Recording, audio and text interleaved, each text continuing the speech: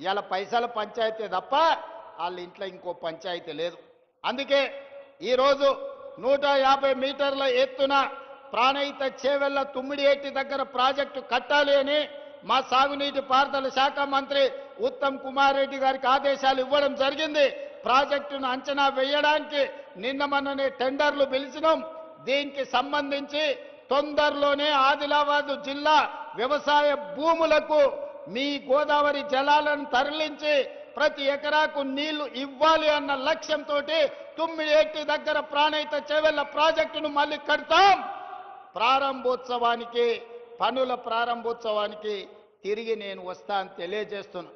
ఆనాటి నిర్లక్ష్యాన్ని సరిదిద్ది ఈనాటి ఆదిలాబాద్కు సాగునీరును అందించి ఈ ప్రాంత రైతాంగాన్ని ఆదుకునే బాధ్యత ప్రజాపాలన ఇందిరమ్మ రాజ్యం తీసుకుంటుంది. దానికి మా ఎంపీ గారు ఎమ్మెల్యే గారి సహకారం, పక్కనున్న మహారాష్ట్రలో బీజేపీ ప్రభుత్వం ఉంది. మా మిత్రులకు పెద్ద ఎత్తున ఢిల్లీలో పరపతి ఉంది. వాళ్ళ పరపతి కొంత వాడితే మన ప్రాజెక్టులకు అనుమతి వస్తుంది. ఎంబడే పనులను ప్రారంభించుకుందాం. ఎంత ఖర్చైనా ప్రాణహిత చేవెళ్ల తుమ్మిడియేటి దగ్గర కట్టి ఆదిలాబాదు జిల్లాకు నీళ్ళు ఇచ్చే బాధ్యత మన ప్రభుత్వం తీసుకుంటుంది.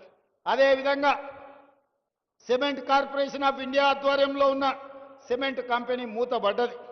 ఈ ప్రాంతంలో అపారమైన సున్నపు గనులు ఉన్నాయి. ఇక్కడ సిమెంట్ కంపెనీ పెడితే బ్రహ్మాండంగా నడుస్తుంది. కేంద్ర ప్రభుత్వంతో మాట్లాడి తొందరలోనే ప్రైవేట్ పెట్టుబడిదారులను తీసుకొచ్చి ఇక్కడ పెద్ద ఎత్తున సిమెంట్ కంపెనీని మళ్ళీ ప్రారంభింపజేసి ఈ ప్రాంతంలో ఉండే నిరుద్యోగ యువకులకు వేలాది మందికి ఉద్యోగ ఉపాధి అవకాశాలు కల్పించి వ్యాపార కేంద్రంగా ఆదిలాబాదును తీర్చిదిద్దే బాధ్యత మన ప్రభుత్వం తీసుకుంటుంది. మీకు సిమెంట్ పరిశ్రమను ప్రారంభించే విధంగా మన ప్రభుత్వం చర్యలు చేపడుతుంది. అదేవిధంగా విద్య, నేను మొదటి నుంచి కూడా నేను చెప్తున్నా, ఎక్కడైతే ఎడ్యుకేషన్, ఎక్కడైతే ఇరిగేషన్ ఉంటుందో, ఎక్కడైతే కమ్యూనికేషన్ ఉంటుందో ఆ ప్రాంతం అభివృద్ధి చెందుతుంది. ఆదిలాబాదును ఎడ్యుకేషన్ విషయంలో, ఇరిగేషన్ విషయంలో, కమ్యూనికేషన్ విషయంలో ఖచ్చితంగా ప్రభుత్వం లక్ష్యం పెట్టుకొని ముందుకు వెళ్తుంది. Young India integrated residential schools ఇచ్చిన మీ ఐటీఐలను వివేక్ వెంకటస్వామి గారు ఏటీసీలుగా అడ్వాన్స్డ్ టెక్నాలజీ సెంటర్లుగా మార్చిన, మీకు మెడికల్ కాలేజీలు ఇచ్చిన, ఈనాడు ఎంతో కాలం నుంచి పెండింగ్ ఉన్న యూనివర్సిటీ ఆదిలాబాద్కి ఇవ్వాలన్నారు. మొన్నటి వరకు ఖమ్మంలో కూడా లేదు.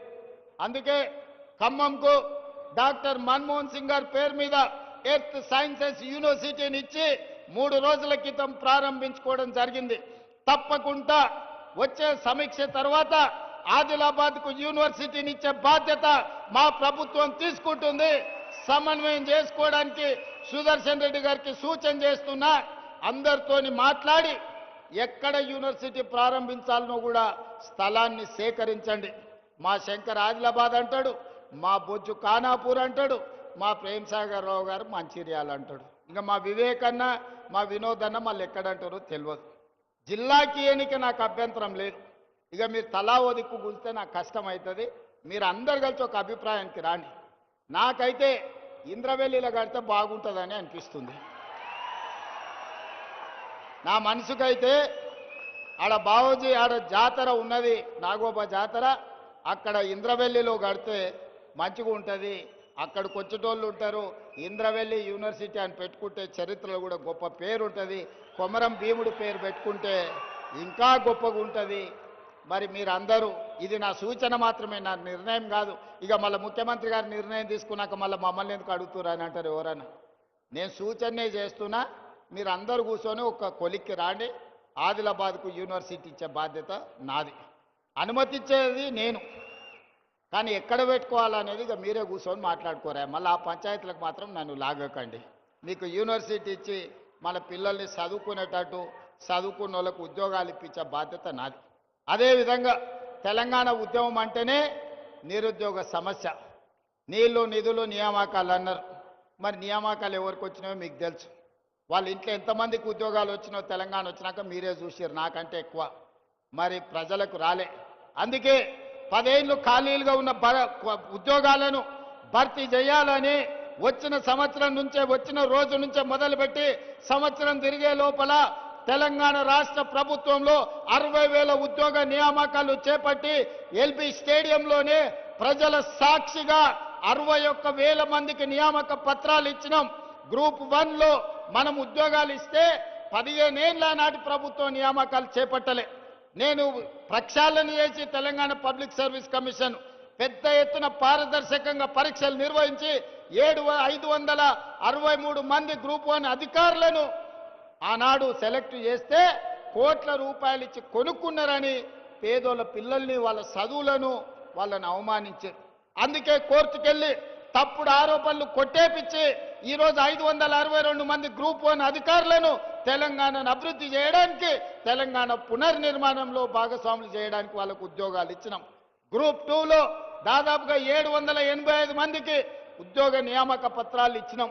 అదేవిధంగా పోలీస్ శాఖ కావచ్చు, వైద్య ఆరోగ్య శాఖ కావచ్చు, వివిధ శాఖలల్లా 61,000 ప్రభుత్వ ఉద్యోగాలు తలలు లెక్కగట్టి ఎల్బీ స్టేడియంలో రాష్ట్ర ప్రభుత్వంలో ఉద్యోగ నియామకాలు చేపట్టిన చరిత్ర దేశంలోనే తెలంగాణ రాష్ట్రానికి దక్కింది. ఇవి సరిపోతాయంటే సరిపోవు.